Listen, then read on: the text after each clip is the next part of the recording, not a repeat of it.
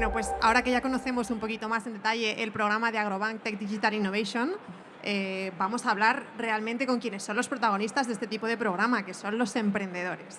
Y para ello tenemos la suerte de tener hoy aquí con nosotros a 3 empresas que están trabajando con nosotros en pilotos ya dentro de Agrobank, ¿vale?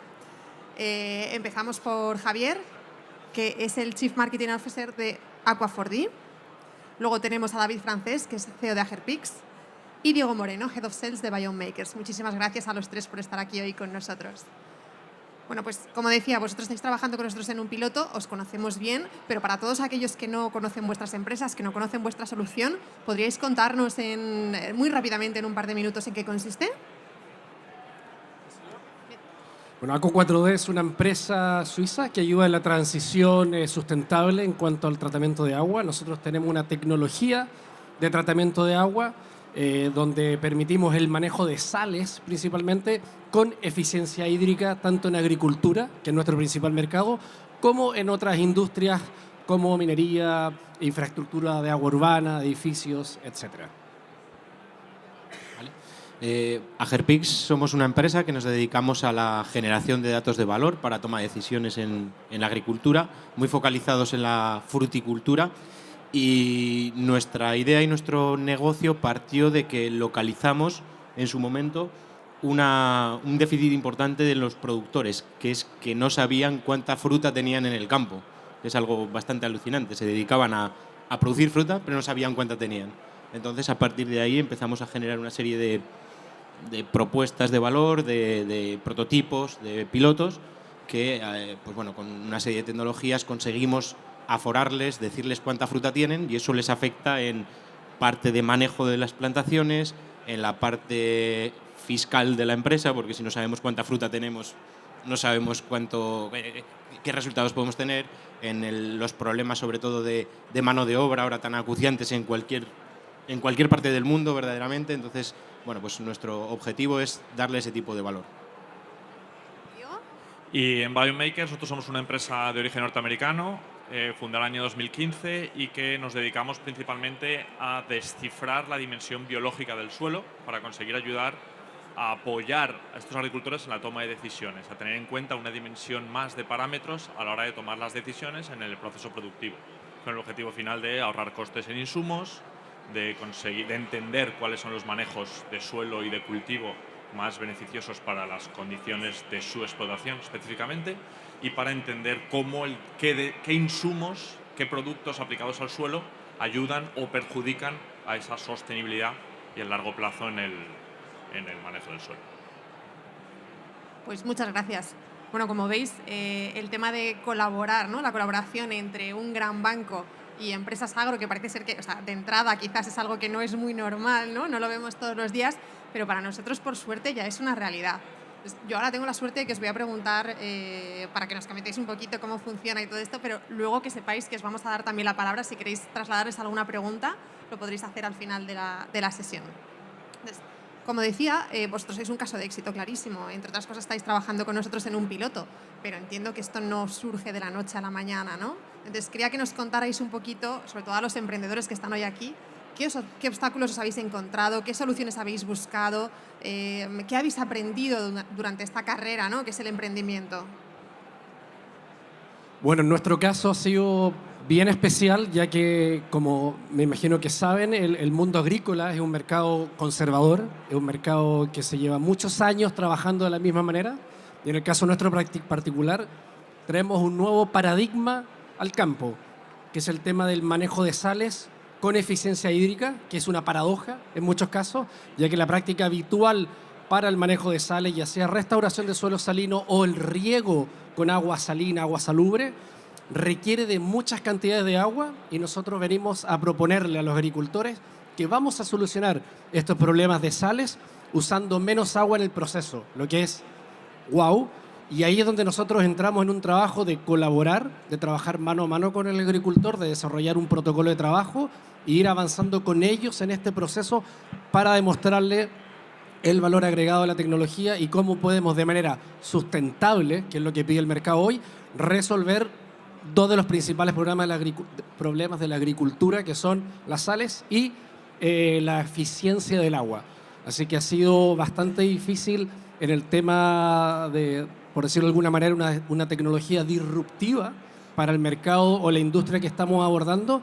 Y en ese caso, CaixaBank, no solo desde el punto de vista de financiamiento, sino también la credibilidad o la confianza que puede hacer llegar nuestra tecnología, nuestro servicio a los clientes, es muy importante y en lo que estamos avanzando en este momento en España. David. Javier me ha quitado todos los argumentos ya.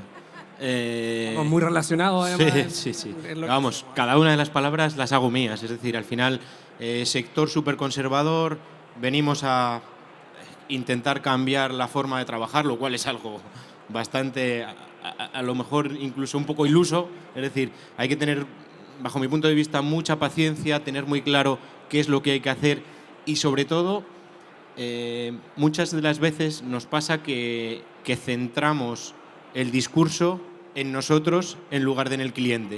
Es decir, oye, en nuestro caso nuestras cámaras son fenomenales, tienen una precisión, yo que sé, súper potente, su agua es la mejor del mundo, pero el problema verdadero es, oye, y todo esto tan chulo que hacéis y este suelo tan guay que ponéis, ¿cómo se monetiza? ¿Cómo se hace? ¿Cómo le sacamos rendimiento? Porque lo demás verdaderamente es absolutamente irrelevante. Es decir, mis cámaras son irrelevantes, su agua es irrelevante, lo que vale es cuánto me ahorras, cuánto me mejoras, qué saco yo de esto. Y mientras eso no se vea y una startup no lo vea, ahí no hay nada que hacer. Evidentemente para nosotros es fundamental el apoyo de Agrobank en el sentido de que, vuelvo otra vez a lo que ha dicho él, es el buen nombre que tiene, el que ellos apuesten por nosotros significa que el productor ya tienes un paso más dado, es decir, una barrera te la estás saltando, tienes otras 1000 delante, ¿eh? O sea, esto no está hecho con esto, pero hay que tener mucha paciencia, seguir, mantenerse. Hay otra cosa también muy importante, es decir, que las startups no pueden tener paciencia infinita, porque al final, si no, nos morimos. Entonces, hay que jugar entre aguas siempre. Justamente ayer, en una de las masterclasses que teníamos, nos decía otra de las empresas también que qué importante es poner el foco en las necesidades reales de los clientes, porque si no, aquí no hay nada que hacer, ¿no? Realmente nosotros nos debemos a nuestros clientes, todos nosotros, ¿no? Las startups y también nosotros, lógicamente. ¿Y en tu caso, Diego? Sí, en nuestro caso, bueno, voy a intentar añadir algo más, pero efectivamente compartimos, creo, la misma sensación. Añadiendo que además en procesos de creación y crecimiento de empresas de este tipo, el momento de la empresa es muy clave. Tanto las oportunidades como los retos o las limitaciones que nos encontramos en cada momento son muy diferentes. En principio siempre tenemos el desarrollo del producto y además cometemos muchas veces ese error de centrarnos demasiado en el producto y creer que es verdad que en esa segunda fase hay que empezar a mirar al mercado. Y muchas veces hay que mirar al mercado antes de empezar a mirar al producto. Esta tecnología que yo tengo primero en la cabeza, esa buenísima idea, es una cosa que el mercado necesita, o yo voy a desarrollar el mejor producto del mundo con una tecnología súper innovadora que luego nadie va a querer, nadie va a necesitar. Entonces, efectivamente, nuestra limitación, yo creo que a lo largo del tiempo ha sido siempre ese foco de mirar al cliente, de entender cómo presentar una tecnología que conocemos, que nos gusta, que está desarrollada, de forma que el cliente entienda esa necesidad o entienda ese beneficio que le podemos aportar y generar esa demanda si no es que existe. Se ha comentado antes, Sergio ha comentado que estamos en un momento de disrupción del sector agrícola. Es verdad que creo que trabajamos en una industria, en un sector muy característico porque es muy conservador, pero a la vez, y yo creo que esto es una cosa muy novedosa y de los últimos años, también está siendo cada vez más disruptivo. Cada vez está habiendo, y en España y en Europa específicamente, desarrollo de tecnologías muy innovadoras que están muy por delante de la realidad del campo. Y el esfuerzo que tenemos que hacer es volver a mirar al campo, volver a mirar hacia atrás y tratar de traernos a los productores, que al final no dejan de ser los usuarios finales de esta tecnología, al nivel donde está la innovación de las empresas, para evitar seguir avanzando con estas tecnologías que todos conocemos y que estamos desarrollando a una velocidad increíble, dejándonos al usuario real y al que tiene que ver el valor detrás. Eso es un error que además tenemos que seguir pensándolo, porque avanzamos muy rápido y a veces hay que ver si el sector está avanzando igual de rápido que nosotros o no. Yo quería comentar una cosa que ha dicho Diego, que es, además de que el cliente, el productor, le interese lo que tú haces, hay una segunda variable que es más importante todavía. ¿Pagaría por ella? Pagarlo. Porque al final sí, todo es interesante para todos. Oye, ven, hazme una prueba, tal cual, pero hay que poner encima de la mesa y decir, oye, y además esto lo vas a pagar, porque ahí es cuando verificas que tu producto tiene valor. Sí, estas tecnologías son todas chulísimas. Estoy seguro que se lo cuentas a un tío sin hablar de precio y a todo el mundo le encanta. Exacto. Pero luego tiene que ponerlo en la balanza y comprártelo, efectivamente. Sí, totalmente. Oye, en este caso, bueno, en vuestro caso, a los tres os conocimos gracias a diferentes programas de innovación, ¿no? Pero ¿era vuestra primera vez? Contadme un poco, ¿os habéis presentado ya algún otro programa de innovación antes? Bueno, en el caso nuestro ya hemos trabajado con el mismo European Innovation Council. De hecho, fuimos financiados para llevar nuestra tecnología a una escala mayor y poder aplicarla a pivotes de grandes cultivos, de commodity crops, como maíz, trigo, etc. Y tenemos 18 años de R&D. Ahora, en ese proceso hemos participado de distintos programas. Hemos sido financiados por el Swiss Climate Foundation también, entre otros. Pero este sin duda ha sido muy importante, ya que si bien nosotros estamos presentes en 43 países, tenemos un foco estratégico de 8 y uno de esos 8 es España, por lo que representa en términos de potencial agrícola sumado a los problemas que nos toca a nosotros de la escasez hídrica, de la eficiencia del agua, lo que representa un mercado muy fuerte, pero como ya mencioné, necesitamos esas dos aristas en el fondo. Por un lado, la financiación. No somos una tecnología barata hoy y la financiación es un paso muy importante, ser capaces de pasar de CAPEX a OPEX, entre otros aspectos. Y lo que ya mencioné también, el tema de la marca del Agrobank, para poder traer credibilidad y confianza a clientes que se están enfrentando a una marca nueva, extranjera y a un método de trabajo que es diferente a lo que vienen haciendo. Entonces, en ese aspecto es muy importante tanto el programa como el apoyo que estamos recibiendo de Agrobank. Estoy un poquito resfriado, así que si ando medio gangoso, disculpen por el... Bueno, nosotros tuvimos un primer affair hace 2 años más o menos con el premio Emprendedor 21 que ganamos en la fase semilla, pues toda la parte agro. Luego, a partir de ahí para nosotros fue muy interesante porque empezamos a conocernos, vernos en diferentes eventos, formaciones, pero verdaderamente cuando ahora se pone interesante es cuando empezamos ya a trabajar juntos, es decir, en montar esta serie de pilotos, poder llegar a cliente y verdaderamente para lo que trabajamos todos, tanto vosotros como Agrobank, como nosotros como empresa, es, oye, lo que queremos llegar al mercado, queremos trabajar, queremos desarrollar nuestro producto, porque a veces nos perdemos mucho en toda la parte esta que es muy guay de eventos y de... Bueno, pero al final lo que hay que hacer es trabajar, llegar al cliente, que nuestro producto se venda y ahora estamos en ese momento. Entonces, con este acuerdo que estamos haciendo ahora con Agrobank, que nos acerca a los productores a través de esa red tan grande que tenéis, para nosotros es un canal brutal que tenemos que aprovechar y al final ese es en lo que hay que centrarse, es decir que, y esto aquí, a lo mejor me cortáis el micro, pero toda la parte de incubación y todo esto está súper guay y es formación y tal, pero nunca podemos dejar de quitar el foco de a dónde vamos, es decir, lo importante es vender. Es decir, lo que tú tengas hay que venderlo, da igual lo bonito o feo que sea, en todos los premios que nos puedan dar o no, al final, a vender. Absolutamente, yo creo que al final todo lo que vamos a hablar aquí se va a acabar centrando y la conclusión va a ser esa, que nada de esto tiene ningún sentido si no lo vendemos.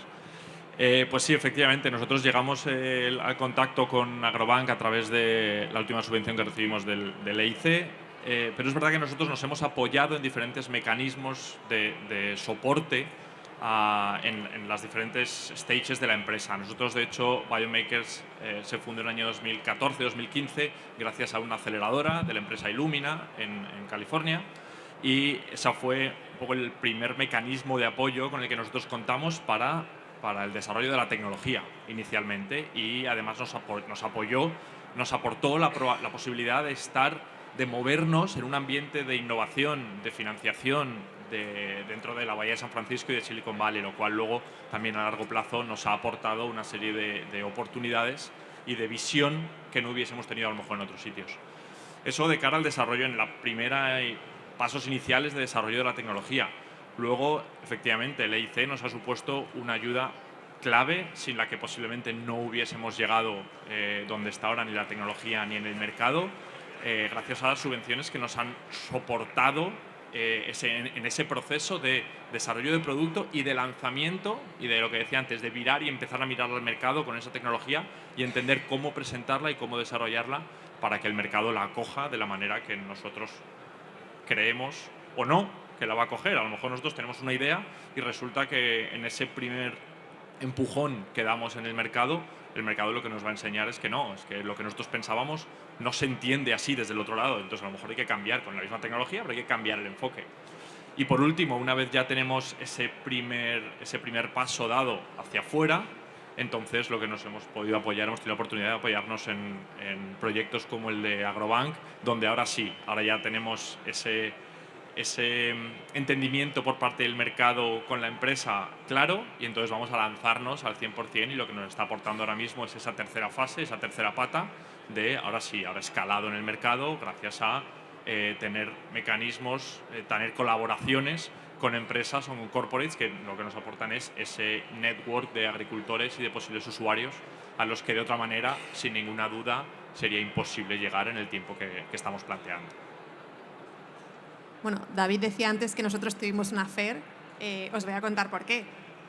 Ellos se presentaron inicialmente a los premios Emprendedor 21, resultaron ganadores de los premios, pero esos premios no llevaban aparejado realizar un piloto con nosotros.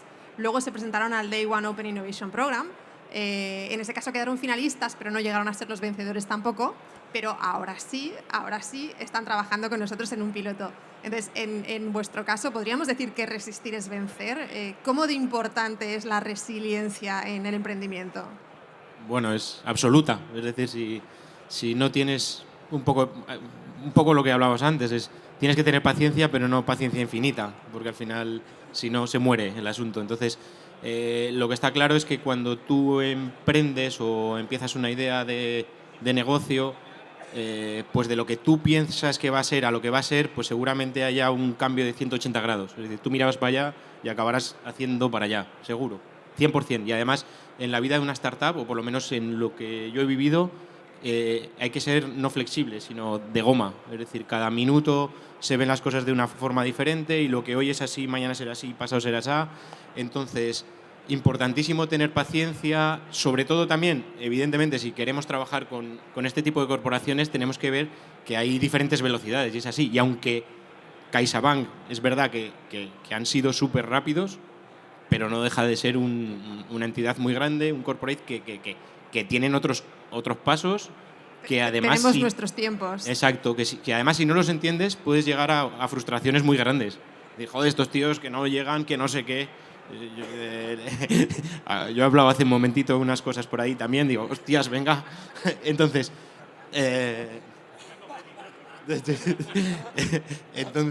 bueno, pues sí, hay que ser paciente, hay que tener muy claro el objetivo y sobre todo no poner todos los huevos en el mismo nido, porque si no estás fastidiado. Es decir, si tú imagínate que el tiempo te va comiendo y de hoy no llega, pongamos 3 o 4.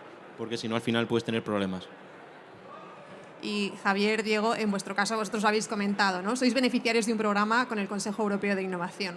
Entonces, ¿cómo de importante es internacionalizarse? ¿Le daríais este consejo a los emprendedores que tenemos hoy aquí, ¿no? ¿Cómo saber cuándo uno está preparado para cruzar el charco o cruzar los Pirineos con su proyecto? Dar una cátedra de cuándo uno está preparado, un poco, no sé si soy la persona indicada, pero definitivamente fue una etapa importante. Nos permitió no solo avanzar con el proyecto, sino que también desarrollar nuevos proyectos o nuevas alternativas, diversificar.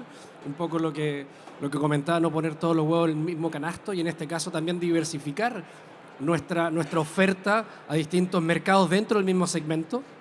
o también fuera, como lo estamos haciendo en minería, por ejemplo, hoy en día. Así que definitivamente muy importante. Respecto al timing, el timing es muy importante. En muchos charts se muestra que el timing es el factor número uno por sobre otras razones. Pero también es complejo si me pongo a pensar en la historia nuestra, como que hemos tenido varios timings, así que tampoco sé si hay un momento clave que realmente da paso, pero sin duda, al menos este mix del buen momento con este tipo de programas para acelerar el proceso, ser capaz de dar el siguiente paso, tanto en tecnología como en temas corporativos, estructura, etcétera, es definitivamente muy importante y para nosotros ha sido un gran apoyo. ¿Diego? Sí, desde nuestro punto de vista, las dos partes de la pregunta, primero internacionalizar, sí o no, la importancia que tiene. Yo creo que el año 2023 poca duda queda que quien quiera desarrollar y plantear al mercado tecnologías innovadoras no debe ver fronteras. Y es verdad que de hace años o décadas ahora las fronteras son mucho más finas, los mercados, la comunicación, es decir, esto no quiero decir que sea facilitado, pero llega muchas veces en las empresas de forma natural y plantear una tecnología o una empresa únicamente centrada en un territorio nacional o un territorio local, cada vez a lo mejor dependerá, pero tiene menos sentido. En nuestro caso fue un poco diferente porque, aun con alma española de Valladolid concretamente, la empresa nació en California y en cuanto vimos la oportunidad, quisimos saltar de vuelta. Esta oportunidad no fue inmediata porque realmente estábamos trabajando con una combinación de tecnologías que nos dimos cuenta que aquí el mercado no estaba listo para absorber. La realidad es que a nosotros eso no es un plan que hicimos nosotros, no es un plan que hizo IonMakers, es un plan que hizo el mercado. Es un plan que nosotros en el año 2014, 2015, cuando la tecnología se empezaba a fraguar, la realidad es que el mercado español, el mercado europeo todavía le iba a costar más absorber este tipo de información. Tuvimos la oportunidad de desarrollarlo inicialmente en el mercado americano, que en ese caso estaba más abierto a probar cosas nuevas, y fue el mercado el que nos dijo en un momento dado: oye, esto está listo, la tecnología, ya tenemos ese product market fit, lo hemos identificado, y ahora el mercado de allí está listo, y fueron 2 años después cuando dimos el salto. Pero creo que esto no se puede hacer un plan. Creo que efectivamente, como hablaba Javier, no ponerlo en un papel y dar una masterclass o eso, creo que es imposible, porque realmente hay que aprender a leer el mercado y a leer las circunstancias. Creo que hacer un business plan a X años vista, planteando un momento concreto de internacionalización o de expansión, y más en la época que vivimos ahora de incertidumbre, de cambios a una velocidad que no nos hubiésemos imaginado concretamente en este sector hace 10 años, no tiene mucho sentido esos planes, sino que hay que ir leyendo continuamente y ajustando ese plan de internacionalización, igual que desarrollo de producto, igual que en otros ámbitos de la empresa, a lo que el mercado nos va diciendo. Avanzábamos antes alguna cosa, ¿no? Nos decías que hay que tener, cuando te acercas a una gran corporación y quieres trabajar con ella, pues tienes que tener en cuenta las diferencias culturales, ¿no? Las diferencias organizativas y demás, el tema de los tiempos y todo. Nosotros, bueno, ahí está mi equipo, también lo sabe, cuando hablamos con las startups, yo normalmente les digo al principio, no va a ser un camino, no te creas que esto va a ser lo más fácil del mundo, pero no te preocupes que cuando una vez consigamos lanzar y saquemos el piloto, aquí ya sales preparado para comerte el mundo, vamos, para todo. Vosotros ahora que estáis trabajando con nosotros de forma diaria, ¿qué cosas deberían tener en cuenta los emprendedores que quieren trabajar con una gran corporación, aparte de este tema de tiempos? Bueno, David ya lo mencionó, los tiempos son diferentes. De hecho, tenemos cosas pendientes, que están tareas pendientes que están avanzando a diferentes ritmos, algunas con Josep, otras contigo, otras. Así que el tema de los tiempos es importante, ser capaces también de poder lidiar o relacionarnos a un nivel corporativo como el que ustedes necesitan también. Eso es importante para nosotros. Ser profesionales en el fondo en el proceso y tratamos de ser lo más eficientes posible. Eso diría yo que básicamente, y saber por supuesto generar sinergias. Pienso que nosotros tenemos mucho que aprender y que beneficiarnos de ustedes, ya lo ha mencionado la marca, el financiamiento, etcétera, como al revés también nosotros estamos aportando quizás un poco de creatividad, innovación, diferentes maneras, experiencia internacional también, etcétera. Así que esa sinergia siento yo que es lo que realmente nos va a hacer avanzar en conjunto. Como también conversábamos recién, los desafíos hídricos, por ejemplo, en España hoy día, que es el caso que nos toca a nosotros, la eficiencia del agua, hacer el agua eficiencia, no desperdiciar agua, sobre todo en la agricultura que consume mucha agua, es un desafío enorme hoy en día en España.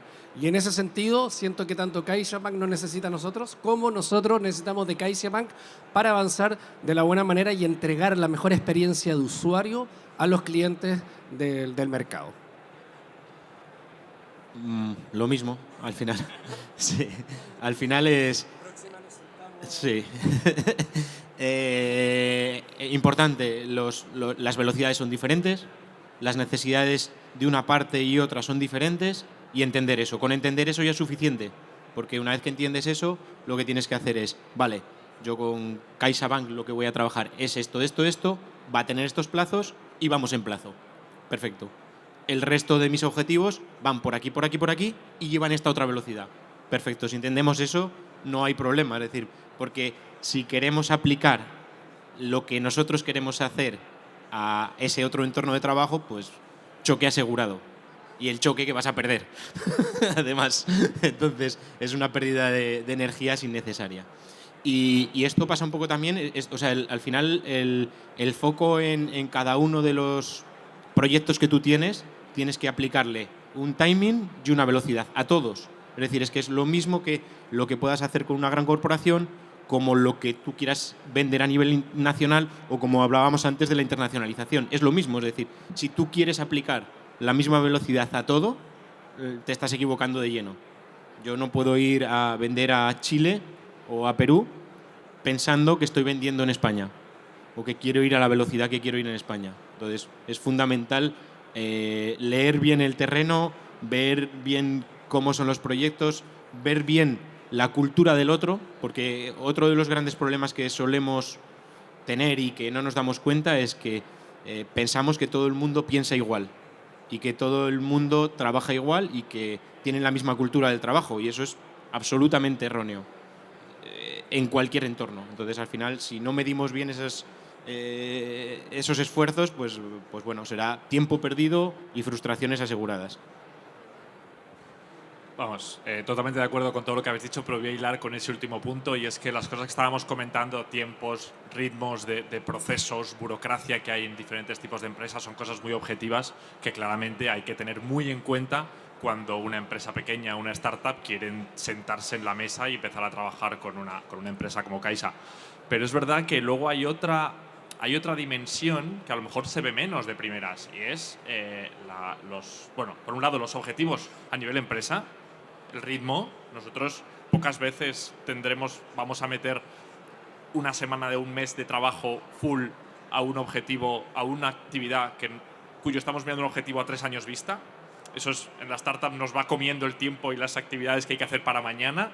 Y eso, cuando te sientas en la mesa con una empresa como Caixa, tienen un plan mucho más allá, que a veces hay que parar, hay que dar un pasito atrás y entenderlo desde nuestro punto de vista también. Porque estamos muy acostumbrados a ver cosas a corto plazo, porque es el mindset un poco del trabajo que nos come.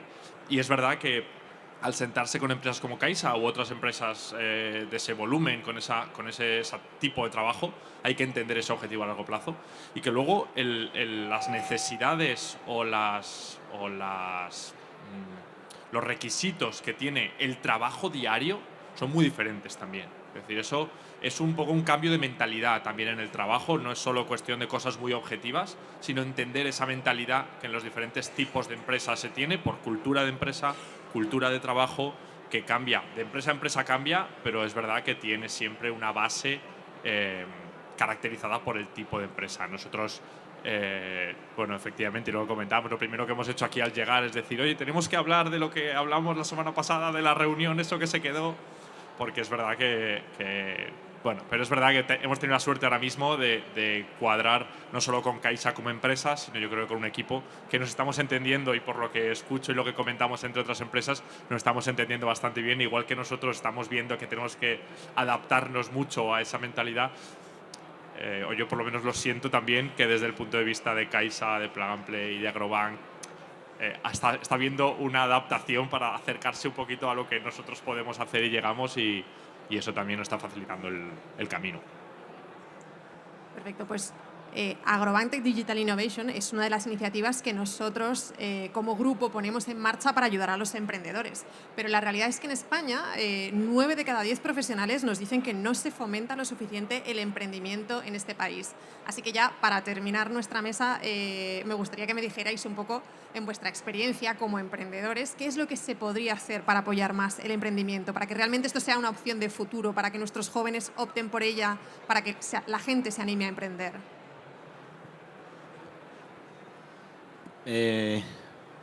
Ostras, qué buena pregunta. Si se fomenta lo suficiente o no, es que es muy relativo. Al final, dinero hay mucho por ahí, también hay muchas incubadoras, hay muchas iniciativas, pero al final, aquí otra vez que puede que se me corte el micro, pero hay como una cultura... Ya ves que no censuramos, ¿eh? Vale, sigo ahora, pues del tirón. Hay mucha cultura de que todo el mundo tiene que emprender, y creo que es el mayor error que se está difundiendo. Es decir, parece que todo el mundo tenemos que hacer una empresa, y bajo mi punto de vista es pero muy equivocado. Es decir, porque el emprender, el hacer una empresa, primero tienes que tener una buena idea, pero eso no basta.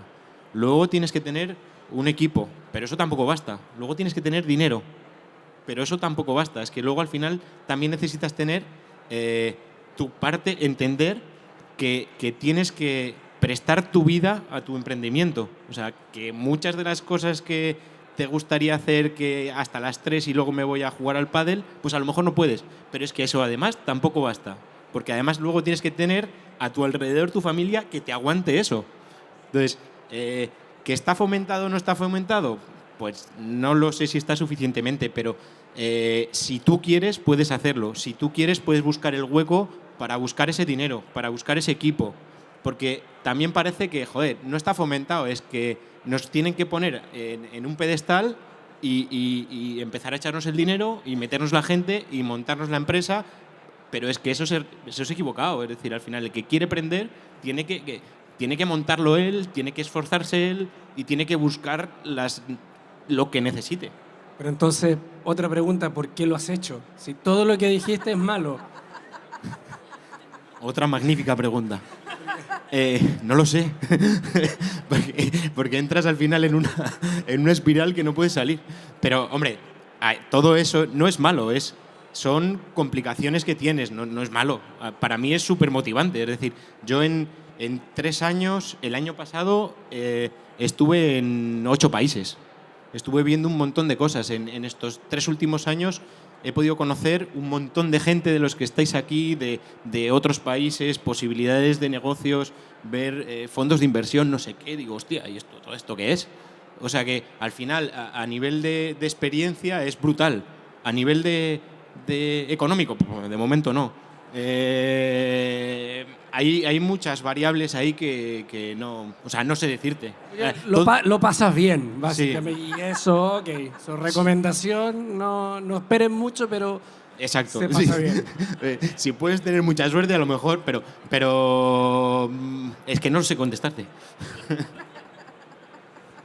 Yo hay una cosa de la pregunta que a lo mejor, bueno, no, va un poco en línea con lo que se ha comentado. Yo no estoy de acuerdo con que ahora mismo en España no se fomente suficiente el emprendimiento. Creo que hay otras dimensiones que todavía faltan, pero creo que así como hace unos años, y es verdad que eso creo que hemos sido de los países que estábamos un poco más a la cola en ese sentido y se ha trabajado mucho, y creo que ahora mismo estamos a nivel de gente con la que nos comparamos y a lo mejor nos estamos minusvalorando.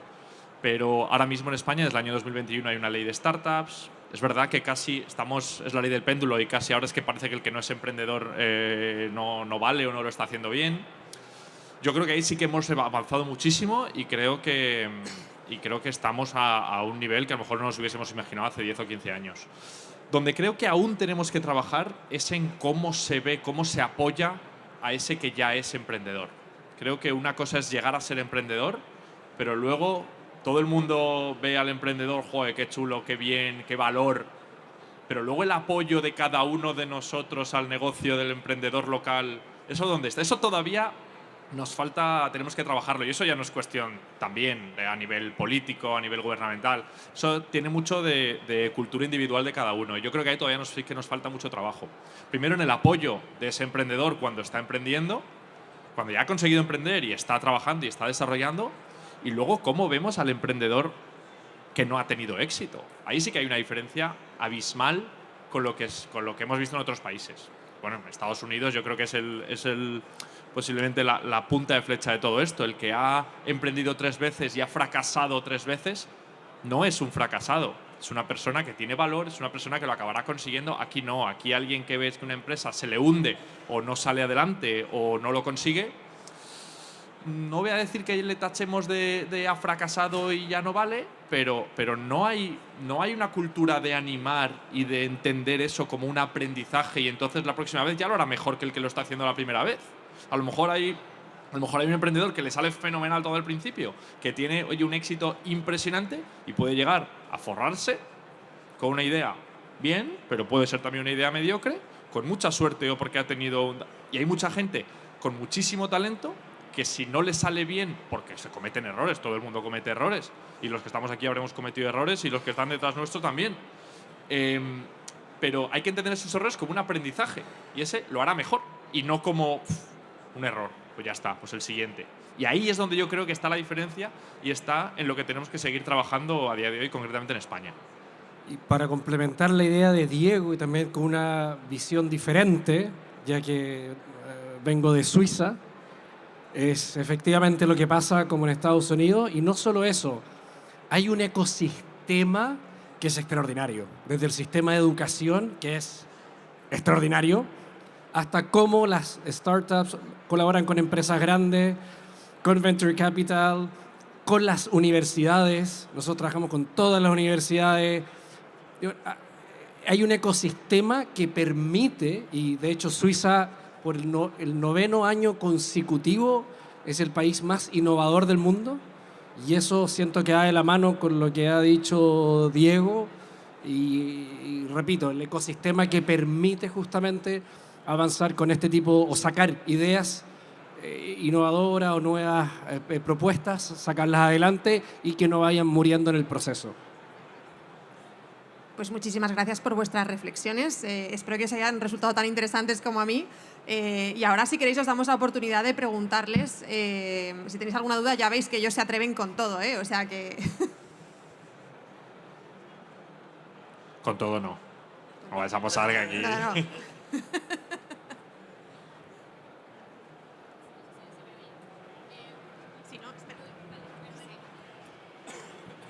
Muy interesante la charla. Como first time founder, emprendedora que está empezando, pues muy interesante, gracias. Yo creo que un poco la pregunta de Elena sobre si se apoya el emprendimiento en España, lo que me faltó un poco en vuestra respuesta es a nivel, pues, por ejemplo, legal, a nivel de apoyo institucional. Como has dicho, Diego, cuando ya estás emprendiendo, ¿qué ayudas se te dan? Yo lo que he podido comparar con Estados Unidos porque estuve 3 meses allí ahora y tal cual lo que has dicho, si eres fifth time founder, eres una máquina, los mismos inversores van a querer volver a invertir en ti. Es una diferencia abismal en cuanto a también valoración de la empresa, todo esto. Entonces, eso es un poco lo que me faltó en la pregunta sobre el apoyo al emprendimiento en España. No sé si podríais como complementar un poco en eso.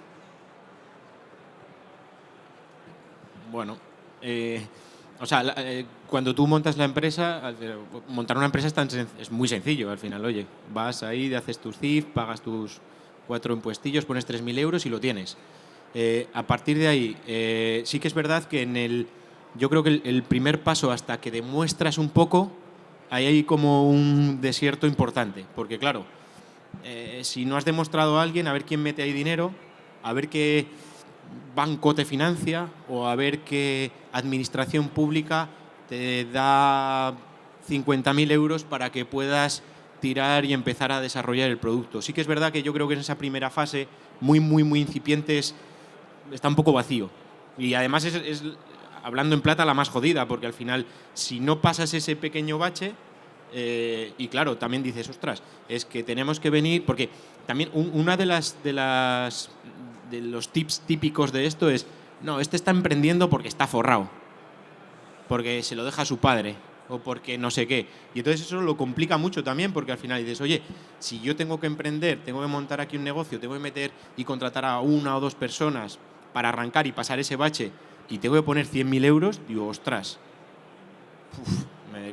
me quedo donde estoy, porque es un riesgo muy importante. Y sí que es verdad que yo creo que ahí sí que hay un pequeño camino que está poco tocado y que debería estar un poquito más. Y ahí sí que se puede tocar. Una vez que tú ya has demostrado algo, es decir, tienes un producto viable, o tienes un cliente, o tienes algo ya que se pueda tocar, ahí ya sí que empieza a aparecer más gente. Claro que el riesgo se empieza a reducir, es enorme, pero se empieza a reducir y entonces ya se empieza a acercar un poquito más de gente. Entonces sí que ahí hay un punto muy importante, y a mí me repatea el asunto de oye, es que esto lo han montado porque le han dejado el dinero, o Nosotros, por ejemplo, nuestro caso inicial, lo que hicimos es, de arranque, nosotros veníamos de otra empresa, hicimos como una spin-off que era nuestra propia empresa, y lo que hicimos es, montamos la empresa a un lado para poner foco sobre la empresa, y lo primero que hicimos es ir al banco y pedir 270.000 pavos para arrancarlo de cero. Teníamos buena relación con el banco, no sé qué, no sé cuántas, venía un poquito de la relación del otro lado, pero lo que hicimos es riesgo puro. Y dijimos, oye, 270.000 pavos, a ver quién los pone y a ver quién lo arriesga. Entonces, que tenemos que quitar ese rol y ese pensamiento de se lo ha dejado su papá o su mamá, porque es bastante terrible. Y eso es un poco también con lo de Estados Unidos. Al final aquí esto es o son unos pijos y tienen pasta y se aburren y vamos a intentar a ver qué sacan, y si no, pues ya está. Y sobre todo que está siempre como la espada de Damocles mirándonos, esperando a que fallemos para decir, has fallado. Te lo dije. Sí, te lo dije. Pero mientras va tirando, están ahí callados. Entonces, o sea, hay sí. un poco de percepción todavía de la sociedad no quiero decir de envidia, pero de esa sensación de que a mí me jode que al de al lado le vaya bien. Entonces ahí hay ese momento, ese desierto que comentabas, es en el que la sociedad te percibe, o la sociedad, pero hablo de sociedad, gente, como bancos, como administración. Para llegar a ser un emprendedor has pasado primero por ser un visionario, ¿no? Buah, este tiene unas cosas en la cabeza que, si ya, cuando consiga algo, entonces ya le prestamos atención. Pero es verdad que hasta entonces hay ese desierto donde todavía ni siquiera se te define como emprendedor. Todavía eres un visionario, todavía tienes una idea. Sí, como todo el mundo puede tener una idea, pero sí, es verdad. ¿Falta apoyo en el proceso, en el fondo? Pregunto porque yo no vivo acá, ¿no? Así que también me interesa mucho. En el fondo, como que te abandonan en el proceso y se interesan una vez que se dio ese siguiente paso, más que acompañar en todo el proceso, que es como nos pasa en Suiza, por ejemplo, que sí tenemos un apoyo en el proceso y te van un poco guiando y vas recibiendo distintas... ¿Es un poco eso? En nuestro caso, en el caso de Bionmaker, ese proceso inicial fue en California, en Estados Unidos, con lo cual es verdad que también la sensación es un poco diferente.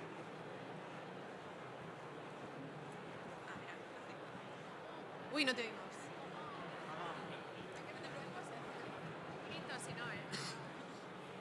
Hola,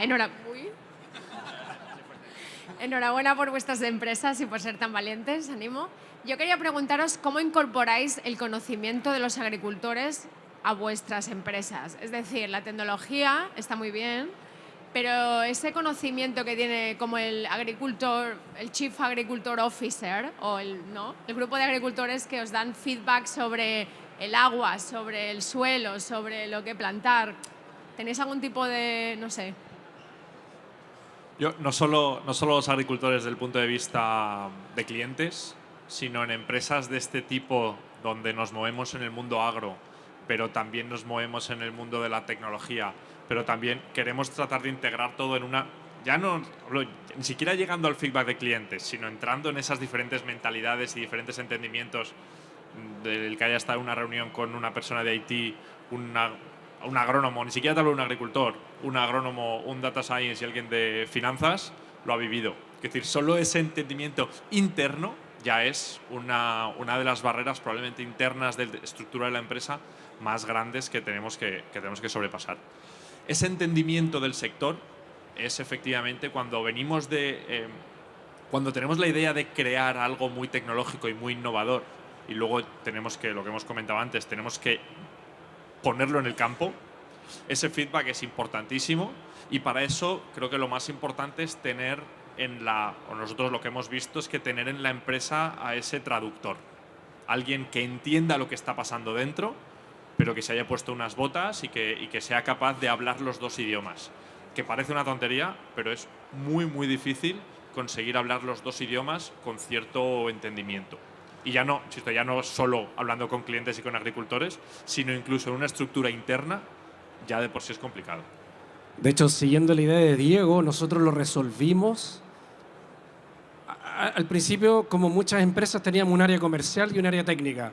Hoy en día la fusionamos. Nuestros mejores vendedores son agrónomos que entiendan de lo que están hablando, o cuando el cliente le pregunta acerca del lixiviado, de los exudados de las raíces, es un agrónomo quien es capaz de responder en función a lo que nosotros como tecnología estamos afectando, en nuestro caso interacción agua solo planta, es capaz de responder y ese es nuestro mejor vendedor. Entonces lo solucionamos de esa manera. Y también hay otro aspecto, volviendo al inicio de tu pregunta, que no es solo también cómo entendemos, sino también hay un poquito una pequeña lucha, porque están los famosos, por ejemplo, en California, que es nuestro principal mercado, los CPA, que son los consultores, y pasa un poco como en la industria de la salud. Ellos también les pagan o ganan comisiones por vender. En nuestro caso, nosotros reducimos químicos. Entonces, si hay alguien que vende químicos, y no, que esto sí, entonces también hay un poquito de política, o no sé cómo decirlo ahí, y hay que trabajar en esos dos aspectos. Uno, lo que ya veníamos mencionando con Diego, de tener a alguien que entienda lo que está hablando. Yo no voy a ir a vender al campo, yo no soy agrónomo, pero sí tengo un equipo de ingenieros agrónomos que se entienden y traen la confianza y saben explicar. Y del otro lado también saber cómo poder lidiar o cómo poder presentar de mejor manera una nueva propuesta, simplemente, sin criminalizar lo otro incluso, sino que simplemente demostrar, mira, esto es más eficiente, esto es más sustentable, esto es lo que hoy en día se necesita, esto va a mejorar la aceptación de producto final, etcétera.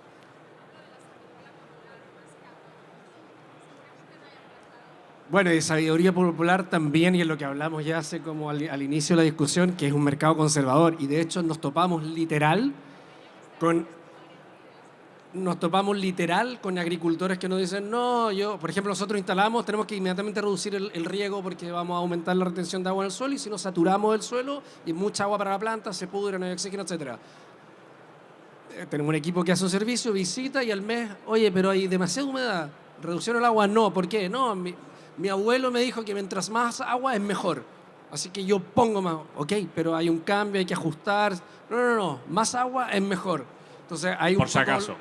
Lo que decías tú también, que es otro constraint en el fondo, que es el tema del conocimiento popular o todas estas como mitos en el fondo que hay en un mercado como ese, que quizás no pasa en otra industria un poco más actualizada. Yo quiero añadir también una de las partes donde en mi experiencia propia es tomando muchos cafés. Es decir, hay que estar con ellos, salirte tú del foco, del centro, porque volvemos a lo que decía al principio, mis cámaras son súper guays, sus numeritos y sus suelos son de la leche, pero el error máximo es pensar que nosotros somos el centro. Entonces, salte a un lado y escucha y pisa el terreno, eso es lo que tienes que hacer. Y a partir de ahí intenta dar soluciones a lo que ellos demandan, porque muchas veces vamos nosotros, no, lo que necesitas es esto. No, perdona, lo que yo quiero es esto. No, que lo que necesitas es esto. ¿Qué va a pasar? Que no te va a comprar. Entonces, entendámoslo, pasemos mucho tiempo en el campo y hablemos su idioma. Si empezamos a hablar, yo por ejemplo, en nuestro caso, hay mucha parte de inteligencia artificial, algoritmos, visión artificial. Digo, yo a la gente que va al campo les digo, no quiero que nadie hable de esto.